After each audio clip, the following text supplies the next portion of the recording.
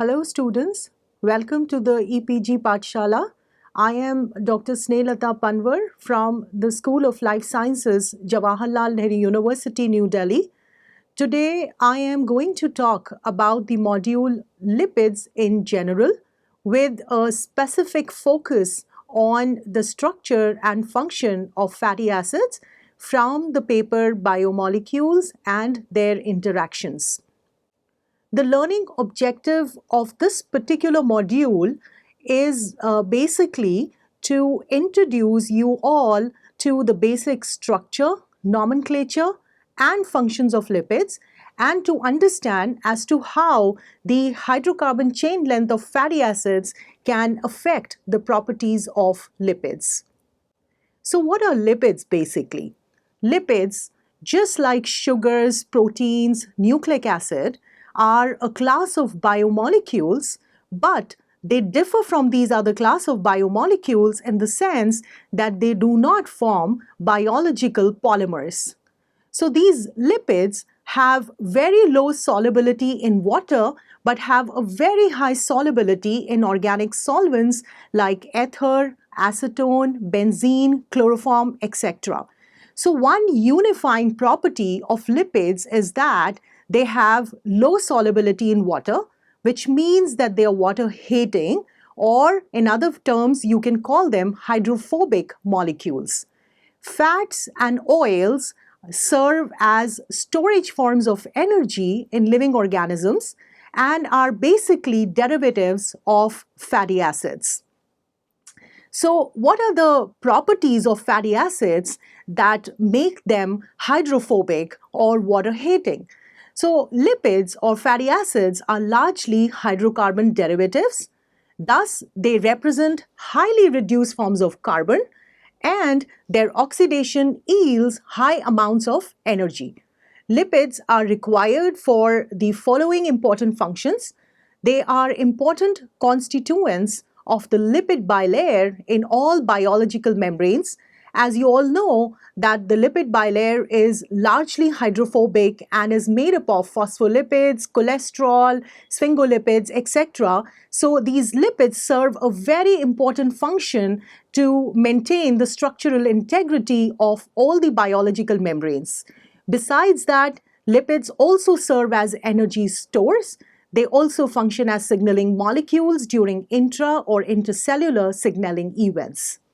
I have already mentioned about lipids in general.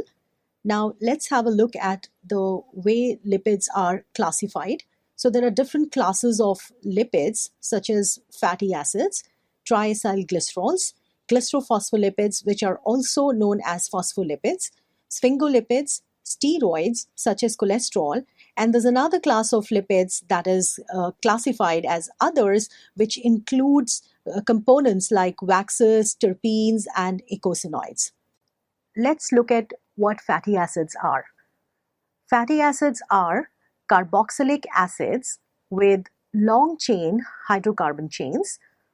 Fatty acids do not exist in free form, and one exception to this is arachidonic acid. So how do these fatty acids usually exist in the cell? They usually exist in esterified forms as major components of various lipids. And these major components to which these fatty acids are complexed with can be triacylglycerols. In short, they're called as TAGs. The fatty acids that are linked to the glycerol backbone in the triacylglycerol have certain characteristics. One of the characteristics is that these fatty acids normally have 16 or 18 carbon residues and mostly will have even number of carbon atoms, usually between 14 to 24. Fatty acids are synthesized by the concatenation of C2 units, which is the converse of beta oxidation of fatty acids. When the fatty acids are broken down, they're broken down in C2 units. So further, the fatty acids are classified as either saturated fatty acids or as unsaturated fatty acids. When I say saturated fatty acid, I mean a fatty acid which has carbon-carbon single bonds. And when I say unsaturated fatty acid, I mean a fatty acid which has one or more double bond.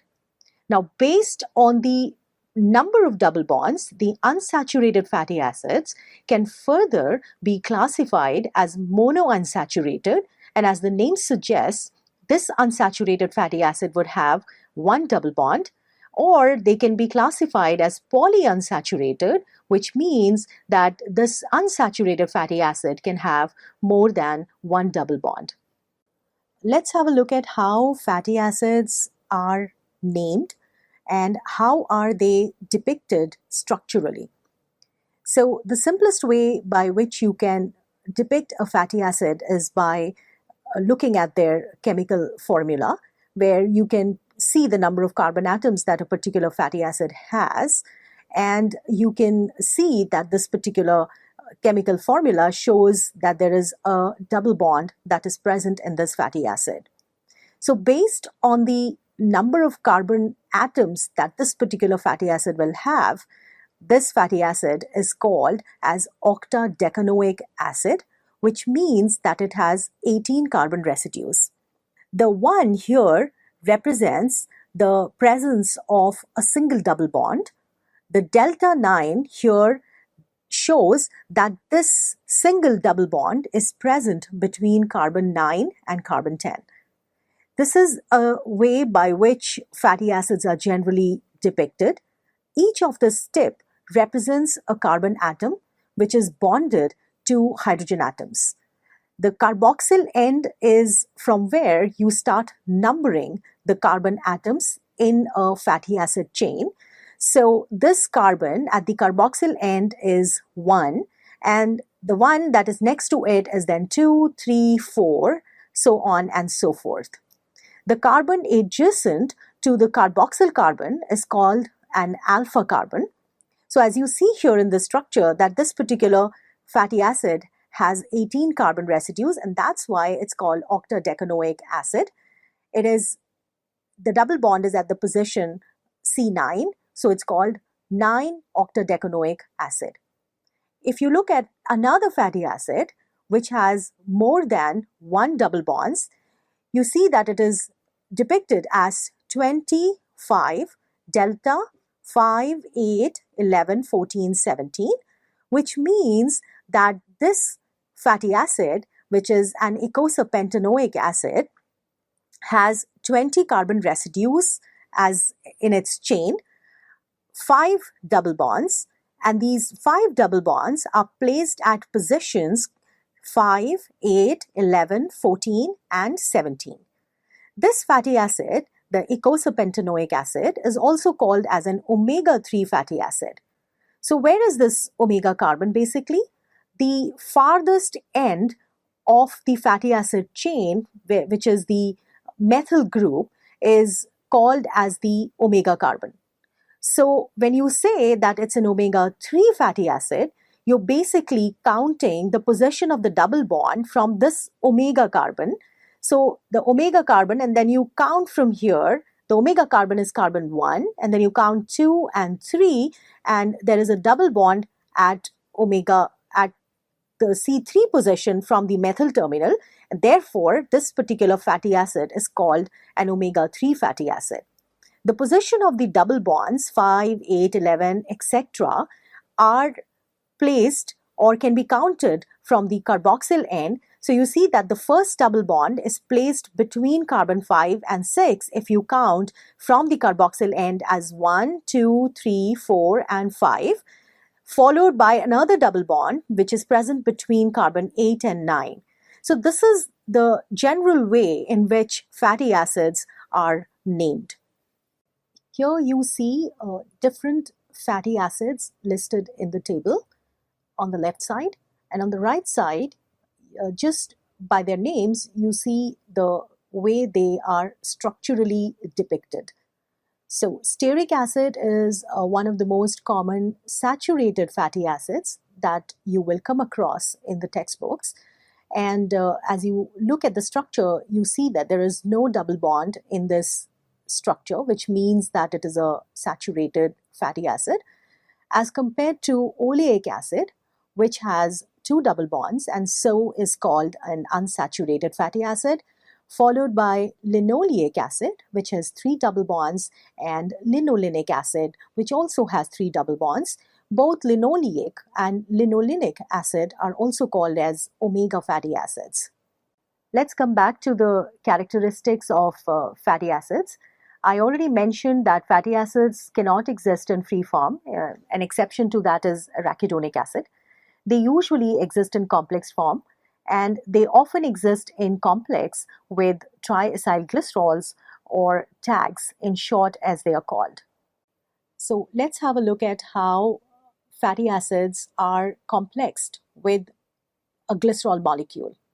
So glycerol has three hydroxyl groups, while the fatty acids have carboxyl groups. So the carboxyl group gets linked to these hydroxyl groups of glycerol through an ester linkage by removal of a water molecule, thereby giving rise to a glycerol backbone, which is now in ester linkage with three fatty acids. And this molecule is referred to as a triglyceride or a triacyl glycerol molecule. The fatty acids that are attached to the hydroxyl groups of glycerol can either be identical. If all these fatty acids are identical, the triglyceride is called as a simple tag.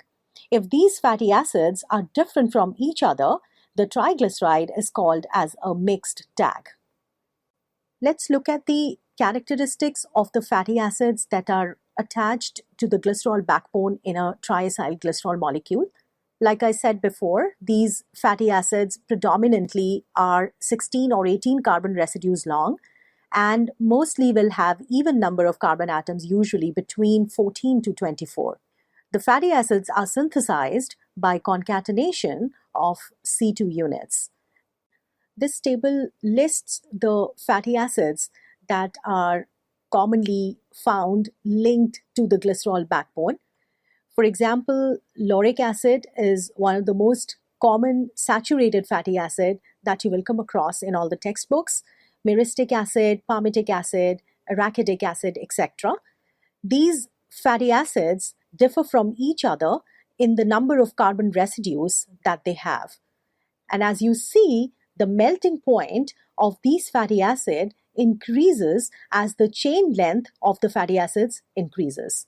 So in other words, lauric acid has the smallest hydrocarbon chain, and so its melting point is about 45 degrees Celsius. As opposed to arachidic acid in this table, which has the highest number of carbon residues in its hydrocarbon chain, and therefore its melting point increases. So the melting point increases from 45 to 76 as the chain length of the fatty acid increases. And this characteristic of the fatty acid also affects the characteristic of the triacyl glycerol molecule. This table, on the other hand, lists fatty acids that are unsaturated, which means that these fatty acids have double bonds, single or more than single double bonds present within them. So as examples, palmitoleic acid has a single bond, linoleic acid has two double bonds, arachidonic acid has more than single double bond. So as you see that as the degree of unsaturation, or as the number of double bonds increases in these fatty acids, the melting point of these fatty acids reduces. So palmitoleic acid has a single double bond.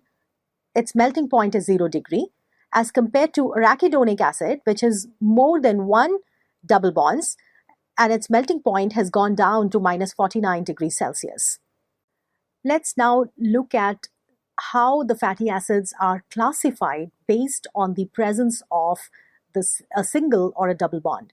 So they are classified as saturated if they have no double bonds, and as unsaturated if they have one or more double bonds. Unsaturated fatty acids are further classified as monounsaturated if they have one double bond, and as polyunsaturated if they have more than one double bond. In the unsaturated fatty acids, a common pattern exists in the location of the double bonds, which means that the double bond is usually between carbons 9 and 10 if you count the carbon from the carboxyl end of monounsaturated fatty acids, while other double bonds are majorly at positions carbon 12 and carbon 15 in case of polyunsaturated fatty acids, where arachidonic acid is an exception. Another characteristic of the polyunsaturated fatty acids, which I will hereby refer to as PUFAs, is that the double bond occurs at every third carbon atom and is separated by a methylene group. Hence, they are not conjugated as shown here in CH double bond CH, CH double bond CH, where this structure does not seem to have a separator, which is a methylene group in case of PUFAs. Oleic acid is the most common unsaturated fatty acid, and it is depicted as 18,1,9, which means that oleic acid has 18 carbon residues in its hydrocarbon chain, has a single double bond that is placed between carbon 9 and 10. All the double bonds that are present in the unsaturated fatty acids are always in a cis configuration in all naturally occurring fatty acids. So, what are the advantages of a cis bond in unsaturated fatty acid? The cis bond causes a kink or a bend in the fatty acid chain. Because of this kink or bend, the unsaturated fatty acids do not pack as closely as the saturated fatty acids. Van der Waals radii prevent them from packing closely to each other. So this loose packing, in fact, is making these unsaturated fatty acids more flexible and fluid. So all of these above features of the cis bond renders membranes, biological membranes or plasma membranes, more flexible and fluid. Here we see the difference between cis versus trans fatty acids. So you see a cis oleic acid structure and you see a trans oleic acid structure. You see that there is a bend in the cis oleic acid structure, while the trans oleic acid tends to be more linear. And why does this happen? The trans oleic fatty acids are generated artificially. They provide more linearity to the fatty acid structure, because of which they stack very closely to each other and therefore have high melting points. As opposed to the unsaturated fatty acids, which have the double bonds in cis configuration, like I already mentioned before, because of the cis configuration, there is a bend in the fatty acid, which prevents them from packing closely to each other. Thereby, these cis fatty acids have lower melting points as compared to the trans fatty acid. So these cis fatty acids, because they have lower melting points, they can exist as liquid at room temperature. They are generally considered good for health if consumed in moderate quantities. And like I said before, all the naturally occurring fatty acids have double bonds in cis configuration. The trans fatty acids, like I said, have high melting points because they provide linearity, or they make the fatty acids more linear, because of which they can pack very close to each other. Just imagine a box of chalks tightly packed, tightly stacked against each other. That is how a trans fatty acid will be packed, and so they are solid at room temperatures as compared to the cis fatty acid. So these trans fatty acids are harmful for health and are linked to cardiac diseases.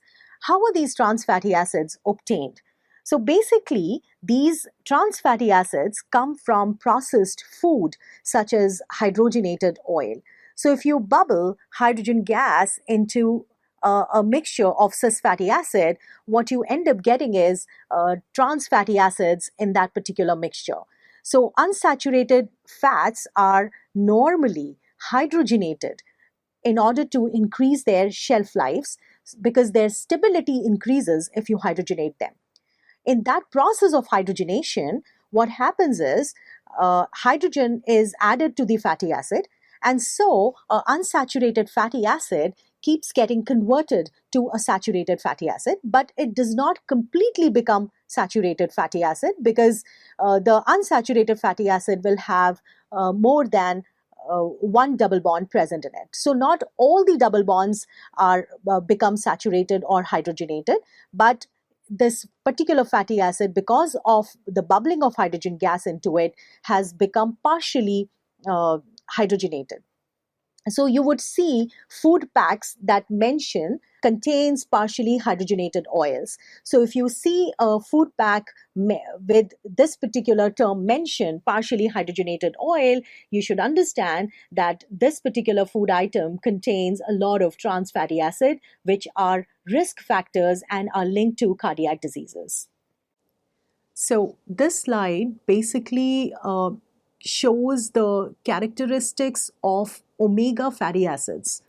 Omega fatty acids are polyunsaturated fatty acids or PUFAs, wherein the position of the double bond is counted from the methyl terminal. This methyl terminal is also called as the omega carbon, and it's at the other end of the chain, while the carboxyl end is on one end of the chain. So the omega fatty acids are of two kinds, omega-3 fatty acids and omega-6 fatty acids, such as alpha-linolenic acid, alpha-linoleic acid, which are majorly found in plant oils. Then there is an eicosapentaenoic acid, which is abbreviated as EPA here, and docosahexaenoic acid, which is abbreviated as DHA. Both these fatty acids are also omega fatty acids and are found in marine oils. So marine algae and phytoplanktons are source of these omega fatty acids. These fatty acids are essential for metabolism because they cannot be synthesized by humans, hence they are also called as essential fatty acids. Humans obtain these omega fatty acids like alpha-linoleic acid, which is about 18 carbon residues long, from their diet. Alpha-linoleic acid in turn is then used as a precursor to synthesize longer omega fatty acids like EPA, which is 20 carbon residues long or more. Here we see the characteristics of saturated fatty acids. We've already seen that there are saturated fatty acids, there are unsaturated fatty acids, and we know now that there can be a monounsaturated fatty acid, there can be a polyunsaturated fatty acid, and we've already seen now that omega fatty acids are a kind of polyunsaturated fatty acids, which are also referred to as essential fatty acids. So saturated fatty acids are highly flexible molecules. Why are they flexible? They are flexible, they do not have double bonds, so they allow free rotation about the carbon-carbon single bonds. Because of this free rotation, these fatty acids can attain a wide range of conformations. The fully extended conformation of these fatty acids is thermodynamically favorable because there is least steric interference with the neighboring methylene groups. Because of this fully extended conformation, these fatty acids pack very tightly together to form a solid at room temperature, such as butter. The melting points of these fatty acids increase with their molecular mass. If you remember, we already saw the list of fatty acids, a table where we had listed fatty acids and shown how with an increase in the carbon residues, the melting point of the fatty acids increases. So you have to remember that saturated fatty acids are flexible, they pack tightly together, and so they form a solid at room temperature, and their melting point increases with an increase in their molecular mass or with an increase in the number of carbon residues in the hydrocarbon chain. As opposed to the saturated fatty acid, the cis double bonds that are present in the unsaturated fatty acid lend a 30-degree bend in the hydrocarbon chain. This bend then interferes with the packing of unsaturated fatty acids in space and causes reduced van der Waals interactions. So the packing of these unsaturated fatty acids is loose, hence their melting point decreases with the degree of unsaturation, such as vegetable oil, which we all know is good for our health because it does not block our arteries. The loose packing of the unsaturated fatty acid also contributes to lipid fluidity, which is an important property of all biological membranes. So let's have a look at how the melting point of fatty acids with the same number of carbon atoms but with different number of double bonds will vary. So here you see that stearic acid is a saturated fatty acid because it doesn't have a double bond and it has the highest melting point of 69.6 degrees Celsius. If you look at linolenic acid, which has 3 double bonds but the same number of carbon atom as in stearic acid, you see that the melting point has gone down to minus 17 degrees Celsius, which indicates that the lower the degree of saturation, the lower would be the melting point. In this table, you see that saturated fatty acids here that are listed differ in the number of carbon residues in their hydrocarbon chain.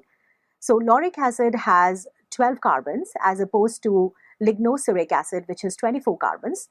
And melting point of these saturated fatty acids, as I have mentioned before, increases with an increase in the chain length of the fatty acid, which is depicted here in this table. So if you look at the melting point of lauric acid, it's 44.2, and if you look at the melting point of lignoceric acid, it is 84.2 degrees Celsius, again indicating that melting point of saturated fatty acids will increase with an increase in the chain length.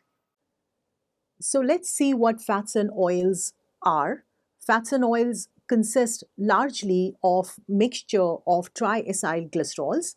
And as we have already defined what triacyl glycerols are, these triacyl glycerols are also referred to as fatty acid triesters of glycerol. So the question that will immediately come to your mind if you think about the fact that both fats and oils consist a mixture of triacyl glycerols is that why are fats solid while oils are liquid at room temperature? So why is there a difference between fats and oils? So I can give you a hint. The hint is that plant oils are richer in unsaturated fatty acids compared to animal fats. And as we have already discussed before, because the unsaturated fatty acids are very high in plant oils, it makes them liquid at room temperature, while the animal fats have more of saturated fatty acids, thereby making them solids at room temperature. So since we've already discussed about omega fatty acids and we already have termed these omega fatty acids as essential fatty acids, let us have a look at what these essential fatty acids are and how are they synthesized in our body. So essential fatty acids, as I said, cannot be synthesized inside the human body. Therefore, they need to be obtained from our diets, mostly from plant sources. An exception to this is arachidonic acid, which is a C20 compound not found in plants, can only be synthesized by humans, and the precursor for arachidonic acid is linoleic acid, which is an essential fatty acid again. So it means that linoleic acid which is an essential fatty acid, needs to be obtained from the diet, which in turn serves as a precursor for the synthesis of another fatty acid called arachidonic acid, which will then serve as a precursor for the synthesis of eicosanoids, which are 20 carbon residue compound like prostaglandins, thromboxanes, and leukotrienes. So prostaglandins, thromboxanes, leukotrienes collectively are referred to as eicosanoids. Prostaglandins, as we know, are intracellular hormone-like molecules that are not transported through the bloodstream to other cells for function. Instead, they function locally, very close to their site of production, and are also called as paracrine hormones. Here you see a table which lists different unsaturated fatty acids, and the ones that are marked with the arrow are the ones that are called as essential fatty acids. As we have already discussed, linoleic acid is one of them, followed by alpha linolenic acid, gamma linolenic acid, and eicosapentaenoic acid. So all these fatty acids are unsaturated. They are actually polyunsaturated. The double bonds are in cis configuration, but they are essential fatty acids because they cannot be obtained, because they cannot be synthesized by the human body. Instead, they have to be obtained from the diet. Here you see how linolenic and linoleic acid are depicted. So this is the carboxyl end on the right hand side. The omega carbon is marked on the left hand side, and if you start counting from the omega carbon end, the omega carbon is carbon 1, followed by the tip, which is the second carbon, followed by the third carbon, and you see that the double bond is placed between the third and the fourth carbon when counted from the omega carbon end. Similarly, in linoleic acid, you see that the double bond is placed between carbon 6 and 7. Therefore, linolenic acid is also called as an omega-3 fatty acid, while linoleic acid is called as an omega-6 fatty acid. As we now know that these fatty acids like linolenic and linoleic acid are essential fatty acids, which means that they have to be obtained from diet. So what are the different functions that these fatty acids serve in the body? So linolenic acid, which is an omega-3 fatty acid, serves as a precursor for the synthesis of eicosapentaenoic acid, which in turn serves as a precursor for the synthesis of a subtype of prostaglandin, which is PGE3. Linoleic acid, on the other hand, serves as a precursor for the formation of gamma linolenic acid, which in turn synthesizes arachidonic acid, which in turn serves as a precursor for the synthesis of another subtype of prostaglandin, which is called PGE2. And we've already seen as to how arachidonic acid serves as a precursor for the synthesis of prostaglandin, thromboxanes, and leukotrienes.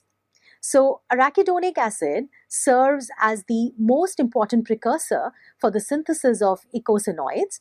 Arachidonic acid itself is a PUFA with 4 double bonds. It is stored as the C2 ester of phosphatidylinositol and other phospholipids, and it is released from this ester linkage by the action of phospholipase A2. So what are the characteristics of eicosanoids and why are they important? Eicosanoids act at very low concentrations in the body. They cause pain and fever. They regulate blood pressure, blood coagulation, and reproduction. And unlike hormones, they are not transported to other organs. Instead, they function locally near cells that generate them. Eicosanoids decompose within seconds, a reason why their effect is limited. Here we see the various steps that are required for the synthesis of eicosanoids like thromboxane, PGF2 alpha, which is a prostaglandin, a leukotriene, etc., from arachidonic acid. So we've already seen that arachidonic acid serves as the precursor for the synthesis of thromboxanes or leukotrienes or prostaglandins. The first step that converts arachidonic acid to PGH2 is catalyzed by an enzyme called PGH2 synthase. This enzyme is also called as cyclooxygenase. There are three isoforms of this enzyme, COX-1, COX-2, and COX-3. PGH2, which is synthesized by PGH2 synthase, is then further converted to a prostacyclin, a prostaglandin, and a thromboxane. This enzyme, PGH2 synthase, is used as a target by certain drugs. For example, aspirin. Aspirin inhibits PGH2 synthase, thereby blocking the conversion of arachidonic acid to PGH2, which in turn will block the production of all the other eicosanoids. So, enzymes involved in the synthesis of the C20 compounds, like the PGH2 synthase, are major drug targets. And like I said, aspirin targets this enzyme and blocks the conversion of arachidonic acid to eicosanoids. Aspirin is also called as non-steroidal anti-inflammatory drug, or NSAIDs, as abbreviated here. These NSAIDs inhibit the synthesis of prostaglandins from arachidonic acid. Besides aspirin, ibuprofen, acetaminophen are also classified as non-steroidal anti-inflammatory drugs. So what is the mechanism of action of NSAIDs? Aspirin is widely used as an analgesic. We all know about that. And we also know that a low dose of this drug is reported to reduce heart attacks and strokes. So aspirin basically inhibits the synthesis of prostaglandins by acetylating a specific serine residue of PGH2 synthase, the enzyme that converts arachidonic acid to PGH2. Ibuprofen and acetaminophen, on the other hand, non-covalently bind to this enzyme and blocks its active site. So the mechanism of action of these drugs is different from each other, although all of them target the same enzyme, which is PGH2 synthase. The disadvantage of aspirin and ibuprofen is that they are non-specific drugs and hence can have adverse side effects. Hence, another isoform of PGH2 synthase, which is called COX-2, is currently being targeted for developing new drugs. PGH2 synthase has two isoforms, COX-1 and COX-2. COX-1 is the target for aspirin and ibuprofen. The three-dimensional structure of these isoforms are very similar, but the COX-2 active site channel is approximately 20% larger in volume than COX-1 due to amino acid differences between them. Inhibitors that have been synthesized for COX-2 are collectively referred to as COXIBs, such as rofecoxib and celecoxib. These drugs have an advantage over aspirin and ibuprofen in the sense that they do not produce the side effects like aspirin. Acetaminophen binds poorly to both COX-1 and COX-2. Instead, it binds to a third COX isozyme called COX-3.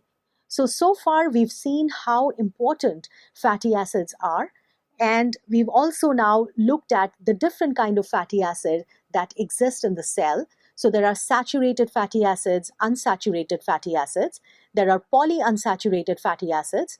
Omega fatty acids are PUFAs, and they are also called as essential fatty acids. And we have now seen why these essential fatty acids are required by our body and how the biosynthetic pathway of the essential fatty acid can be targeted in order to generate drugs like aspirin and ibuprofen. So, what is the take-home lesson that you have obtained from the series of lecture in this particular module. The first take-home lesson is that fatty acid-wise, you become what you eat, which means that there is a good fat and there is a bad fat. If you take good fats in your diet, you're healthy, and if you thrive on bad fats, you become unhealthy. So it means that fats in general have a far-reaching effect on our health. For example, saturated fats are considered bad fats. Saturated fats like butter, margarine, mayonnaise, etc. are the most harmful to human health compared to the polyunsaturated fatty acids that are present in vegetable oils or cooking oils, etc. Amongst the polyunsaturated fatty acids, we have already seen that the omega fatty acids are referred to as essential fatty acids. There are two kinds of omega fatty acids, omega-3 and omega-6, and we know how linoleic acid is obtained from the diet, which serves as a precursor for arachidonic acid, which in turn serves as a precursor for eicosanoids. So these essential fatty acids are so called because they cannot be synthesized by humans, hence they're obtained from the diet. So simply put together, the main lesson that you take back home from this lecture is that fat-wise, you become what you eat. Thank you.